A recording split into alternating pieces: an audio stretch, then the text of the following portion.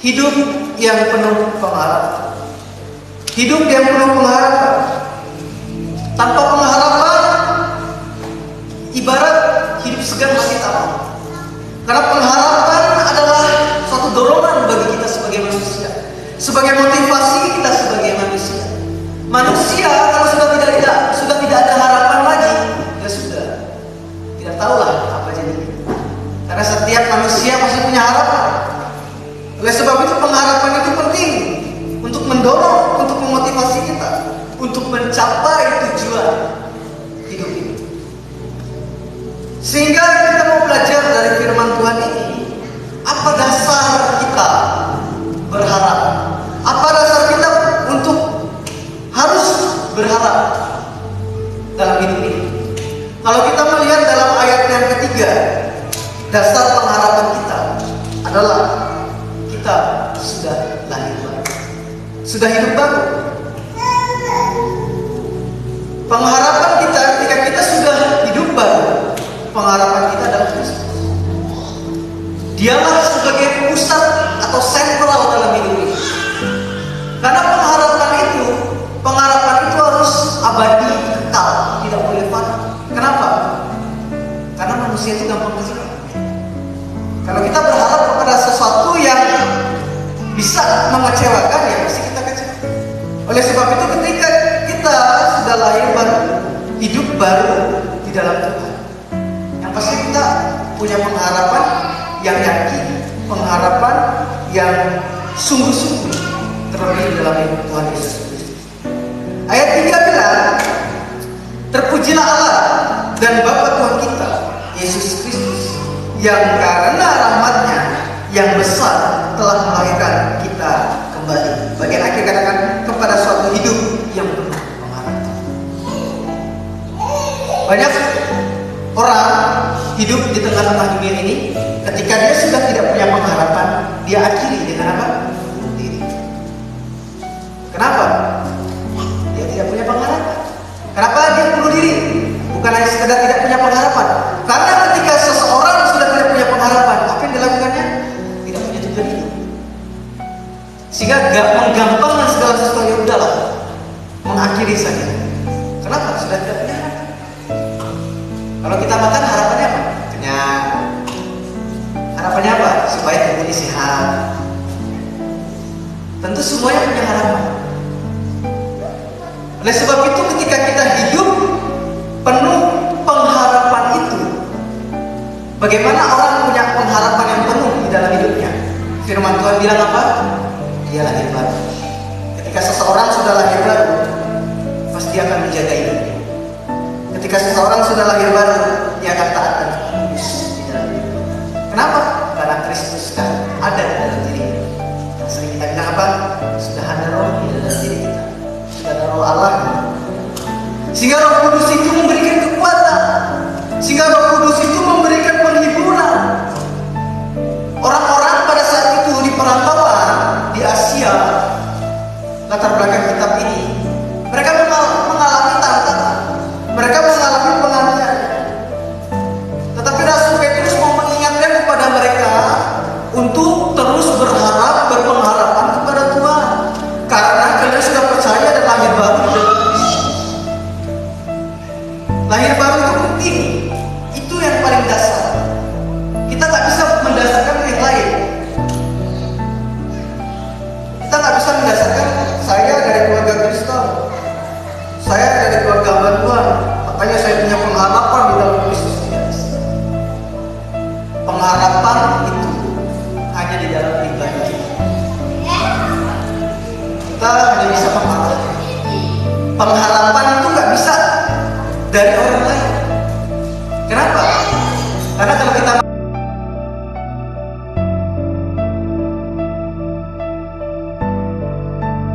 lihat orang, kita akan lihat baik. Tapi sekali dia nggak sesuai dengan pikiran kita, apakah kita masih berharap kepada dia? Tentu tidak. Sehingga hidup yang penuh pengharapan itu harus didasarkan lahir baru di dalam Yesus Kristus. Sehingga dari pertolongan Roh Kudus itu memberikan dorongan bagi kita, memberikan kekuatan bagi kita untuk terus berharap.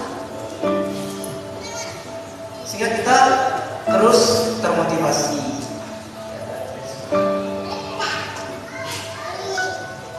Di dalam pengharapan juga kita akan memperoleh sesuatu. Apakah sesuatu itu? Kalau kita lihat ayat 4, ayat 5 dan ayat 6. Ketika kita berharap kepada Tuhan, ingat yang lahir baru ya. Berharap kepada Tuhan, ayat 4 ayat 5. Orang yang berharap kepada Tuhan akan menerima pemeliharaan di dalam Tuhan meskipun dia menghadapi pencobaan. Kalau kita lihat ayat 4 katakan untuk menerima suatu bagian yang tidak dapat binasa. Nah, seperti tadi awal saya katakan, yang kekal, yang abadi, yang tidak dapat binasa. Orang-orang pada saat itu mengalami sesuatu yang baik. Zaman kekaisaran Nero, wah itu sangat luar biasa. Dan masa kekaisaran Nero juga, orang-orang Kristen itu difitnah, dibilang mereka yang bakal kota Roma.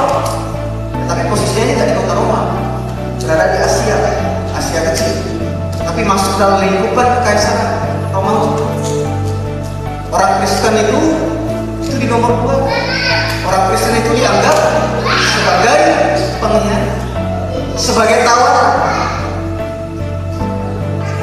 Tidak mudah menghadapi hidup yang seperti itu. Hidup yang sekarang sudah merdeka saja kita tak mudah menjalani, apalagi diperhadapkan dengan sesuatu yang tidak baik pada saat itu. Sehingga Rasul Petrus katakan, tetaplah teguh terhadap imanmu, karena engkau menerima pemeliharaan daripada Tuhan yang abadi, yang kekal. Rasul Petrus mau bilang kepada mereka, kalian itu ketika kalian sudah hidup di dalam Tuhan, kalian tidak lagi hidup di dalam kecemaran. Tuhan tak akan memberikan kalian sesuatu yang fana, yang gampang cemar, yang gampang lari. Tetapi pemeliharaan Tuhan itu abadi untuk kalian. Ayat 5 katakan, yaitu kamu, bukan mereka, kamu pribadi langsung, pribadi kita. Makanya tadi saya katakan, kita sendiri tak bisa diwakilkan, tak bisa. Ini kalau saya jadi teringat, kalau zaman-zaman dulu, kalau ada yang ibadah, kita tak ibadah, yang ibadah lewat. Terus yang ada ibadah itu bilang, ibadah enggak? Iya ibadah. Titip doa ya. Gak bisa. Gak bisa. Firman Tuhan bilang, kita sendiri yang harus berdoa kepada Tuhan. Gak ada istilah itu. Ketika kita hidup di dalam Tuhan, ayat 4, ayat 5, firman Tuhan katakan, yaitu kamu yang dipelihara dalam kekuatan Allah karena imanmu. Bukan karena iman orang tua, bukan karena iman saudara, tapi imanmu. Engkau dipelihara karena imanmu. Kita punya pengharapan itu karena imanmu. Kalau kita tak punya pengharapan, masihkah kita bilang kita punya iman kepada Tuhan? Kalau kita tidak punya pengharapan, masihkah kita katakan saya sudah lahir baru? Tentu tidak bisa. Mungkin kita bisa berkata-kata dengan sesuatu yang indah, kita bisa susun dengan perkataan yang baik, tetapi belum tentu kita punya pengharapan yang jelas. Sehingga ke dalam hidup ini penting lahir baru. Penting sekali pribadi kita serahkan ke dalam tangan Tuhan. Oleh sebab itu Bapak Ibu dan Saudara, kita sebagai orang percaya, kita harus seperti orang-orang yang ada di perantauan di Asia kecil. Mereka mengalami sesuatu yang tidak baik di dalam hidup mereka. Penganiayaan, kita sudah tahu penganiayaan itu kayak gimana. Bukan hanya body shaming, bukan hanya playing victim melalui perkataan, tidak. Penganiayaan itu pasti udah pakai fisik. Nggak mudah beriman kepada Tuhan. Orang-orang yang ada di Alkitab, tokoh-tokoh yang ada di Alkitab, nggak gampang bagi mereka. Tapi mereka masih punya iman yang kuat, bahkan menjadi teladan bagi kita. Sehingga dari situ kita bisa belajar bahwa hidup baru ada Roh Kudus dalam diri kita, ada Roh Kudus di dalam hati kita. Jika ada Roh Kudus di dalam hati kita, di dalam diri kita, pasti ada pandangan baru dalam diri. Pasti ada pandangan baru. Tidak mungkin tidak. Pasti ada perubahan yang positif, yang baru. Ketika kita hidup di dalam Tuhan, dipelihara oleh Tuhan, kita tidak hanya stuck di tempat, tetapi kita punya proses yang baik bersama Tuhan.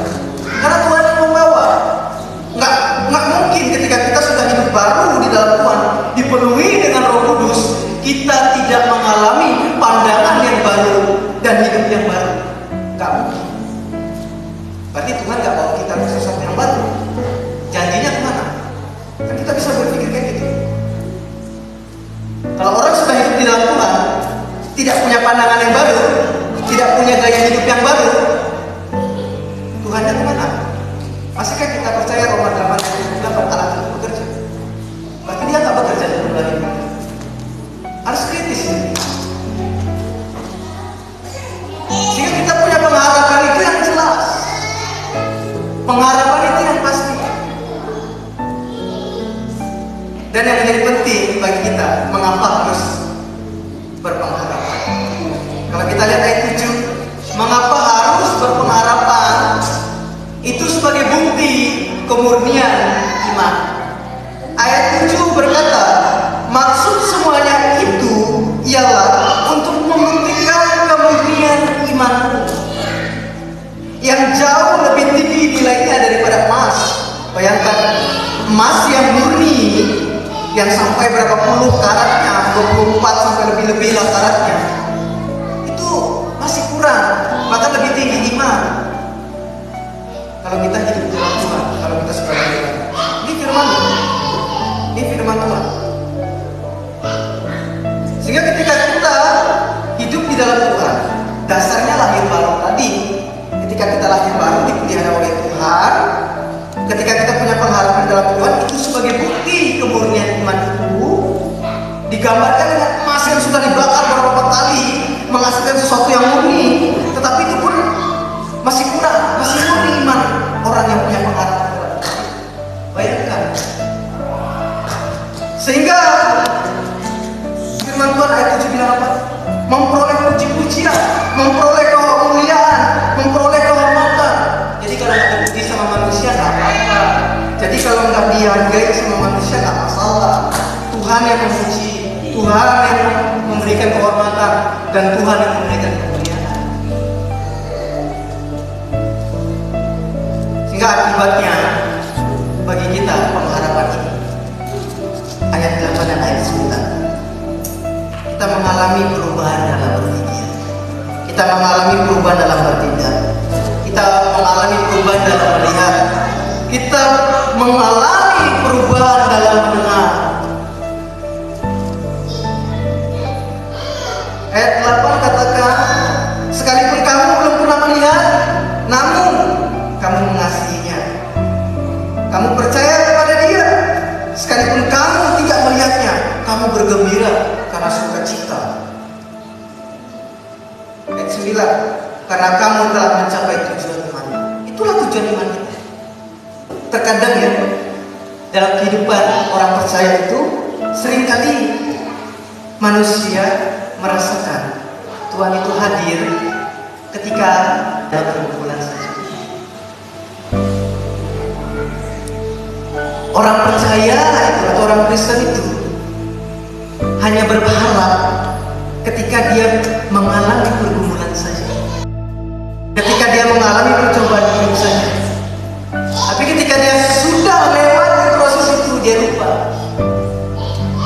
Mungkin sebelumnya ketika menghadapi pergumulan sering datang kepada Tuhan, berharap kepada Tuhan, dan itu realitanya tidak.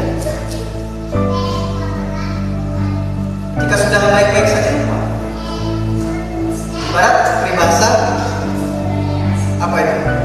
Kacang lupa kulit. Kita saja yang dibuat kayak gitu sama teman kita sakit hati. Tapi Tuhan terus mengasihi. Tuhan cuma mau bilang, kau tuh berharap apa? Berharap ayo. Karena aku akan pelihara. Kayak Paulus dan rasul-rasul yang lain, kayak nabi-nabi yang lain, apa yang mereka lakukan? Mereka berdoa kepada Tuhan. Itu suatu pengharapan. Kalau kita berharap kepada seseorang, pasti kita datang terus. Ya. Kalau kita berharap kepada seseorang, pasti kita terus berbicara kepadanya. Begitu juga ketika kita berharap kepada Tuhan yang nyata-nyata memelihara hidup kita, pasti kita datang berbicara. Kita datang memuji dan memuliakan kita. Oleh sebab itu, ketika kita sudah lanjut berharap, hidup yang penuh pengharapan ini bukan sesuatu yang sia-sia. Hidup yang penuh pengharapan ini Tuhan yang jaga dari kita. Tuhan yang pelihara di dalam kekuatan iman kita. Karena Tuhan tahu yang terbaik dalam hidup kita. Sehingga ketika kita berharap kepada Tuhan dan apa yang pada diri kita sudah curahkan kepada Tuhan, Tuhan belum jawab. Kita terus mengandalkannya. Karena Tuhan tahu yang terbaik dalam hidup kita. Karena meskipun di dalam pencobaan kita terus berharap. Kenapa demikian? Karena itu untuk memurnikan iman kita, untuk bertumbuh di dalam ayat 9 firman Tuhan berkata, karena kamu telah mencapai tujuan iman, yaitu keselamatan jiwa. Tuhan ingin tujuan iman kita adalah keselamatan bagi kita. Tuhan tidak pernah memberikan kecelakaan. Rancangan Tuhan itu rancangan damai sejahtera, bukan rancangan kecelakaan. Yang daripada Tuhan itu tidak pernah memikirkan sesuatu yang buruk. Makanya saya katakan, orang yang sudah lahir baru, sudah hidup di dalam Tuhan, itu akan mengalami perubahan dalam berpikir, dalam bertindak, dalam melihat, dalam mendengar, lebih dalam kata-kata, ke arah sesuatu yang baik, yang positif. Kenapa demikian? Karena itu daripada Tuhan, sesuatu yang baik. Aku tahu sekarang bahwa Allah, bahwa Tuhan turut bekerja untuk mendatangkan kebaikan. Kebaikan itu daripada Tuhan. Jadi kita bisa melihat pengharapan kita itu sungguh-sungguh benar adanya. Jadi kalau berharap atau banyak orang yang tidak memikirkan yang baik, mari berubah untuk berpikir yang baik. Karena firman Tuhan katakan kita harus melakukan sesuatu yang baik. Tuhan akan memberikan puji-pujian itu, kemuliaan dan kehormatan daripadanya. Dan itu semua untuk tujuan iman kita, keselamatan jiwa kita. Tuhan tidak pernah memberikan kita untuk membunuh kita. Tuhan tidak pernah memberikan kita untuk kita terjatuh.